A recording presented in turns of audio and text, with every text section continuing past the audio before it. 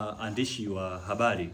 Na mimi kwa jimbo hili ambalo nimelizunguka, ambalo ninalifahamu, wananchi hao hawana mambo mengi, wana mambo machache sana ambao wataka na viongozi wao. Kwa kupitia kiongozi huyu ambao tumemchagua, tuna imani asilimia kubwa ataenda kuyafanya haya mambo na ataenda kutimiza na kupitiliza kwa mambo ambayo wameyafanya.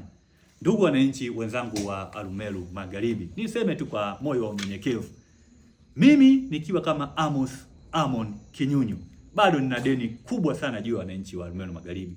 Na ndio maana nimejitokeza na nimejitolea kwa nguvu zangu zote kutembea kila kata, kuendelea kueneza mambo mazuri ambayo yanafanyika na chama hiki, kueneza mambo mazuri ambayo yanafanyika na mbunge wetu huyu ambao tunamnadi. Lengo nikiwa ni moja tu, tufike tukiwa pamoja, tufike tukiwa tuna nguvu, kwa sababu ninaamini umoja ni nguvu siku zote.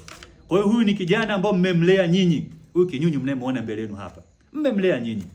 Huyu Kinyunyu maadili yote ya chama mmempa nyinyi.